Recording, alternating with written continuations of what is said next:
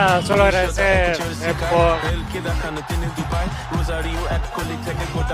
agradecerle el cariño de todos estos días a India. La verdad que fue una experiencia muy linda para nosotros poder compartir.